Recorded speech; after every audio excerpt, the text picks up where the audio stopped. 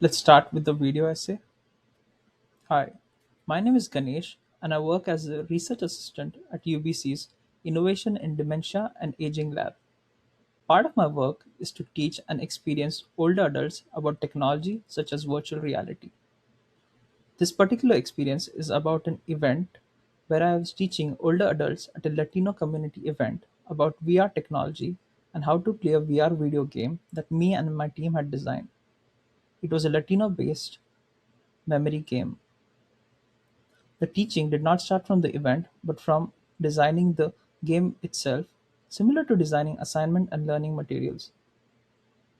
I choose VR as it is part of holistic pedagogy as it engages the mind and body with virtual, visual immersion to teach about VR itself. I reflect upon universal design for learning principles. In the podcast by Amanda Jungle about inclusive practices, she highlighted the accessibility and culture as important part for diverse group of learners. The game was simple to play with and had cultural theme of Latino population to make it accessible. I also kept my instructions extremely simple for ease of understanding. I started off by showcasing them what a VR headset is and then played the game myself and showcased it on laptop screen to make them comfortable before they tried the game. This is similar to Schiff's 2007 Buddhist learning Wun, Zhu, and Xu, the cycle of studying, reflecting, and practicing from Buddhism. This is also a similar idea and theme and Antonio's indigenous article, which has emphasis on experiential learning, which VR is also part of. It means a preference for learning through observation, action, reflection, and further action, and for both the learner and the teacher, in my case. In the same Indigenous Pedagogies article, we have the intergenerational aspect where elders had clear roles to play in passing on wisdom and knowledge to youth. In this teaching experience, I, a younger learner, taught the knowledge of VR to the older learners but about wisdom and simplicity. Learn about wisdom, about simplicity and patience. When trying on the game, I saw the female older adult unable to hold the controller properly, but she did not say anything verbally to me. I sat in a similar position as her and trembled my own hands as if they were hers on the controllers to feel what they are feeling in their body as an older adult with shaky hands. It was embodied knowing through body about the learner's experience. It reminds me of the quote from Lawrence 2012 Intuitive knowing and embodied consciousness. Embodied pedagogy starts with becoming aware of the nonverbal cues that students are communicating. I changed the game control quickly with a different button to make it easier for her to play the game.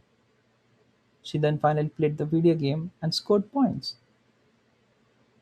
Talking about positionality and power. I was a younger English speaking teacher to older adult Spanish speaking learner.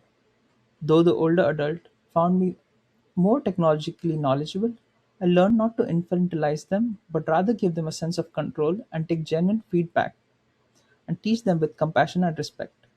I used a Spanish speaking colleague to translate my instruction as well.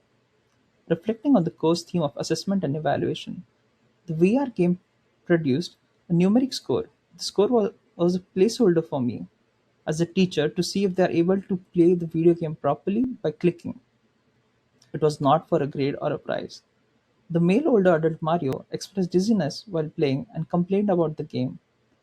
Rather than being dismissive, I patiently listened to his feedback and quickly changed the game to slower speed and working through reflection, feedback, and action. One of the strengths I learned and showcased in this teaching experience was patience and quick action. One of my weaknesses was panic, as it was a fast paced environment with many older adults waiting to try on the VR game. One interesting finding I had was there was no real application for learning how to play VR for most of the older adults. When asked, would you play VR games later? One of them said no with a smile. For them, learning was not about applying it to their life. They just liked spending time with community, and learning was one of the ways. For Mario, he is a researcher and has experience with VR. but does not play video games. His motivation to learn was to know whether other adults might like playing VR video games.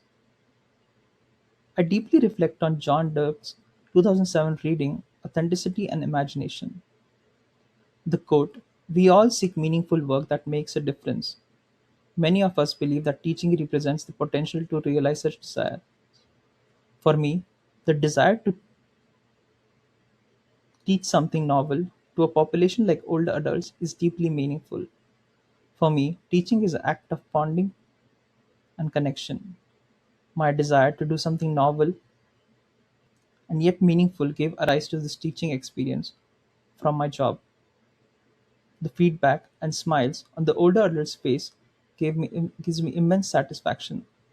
For me, the desire to teach is also the desire to learn from my students.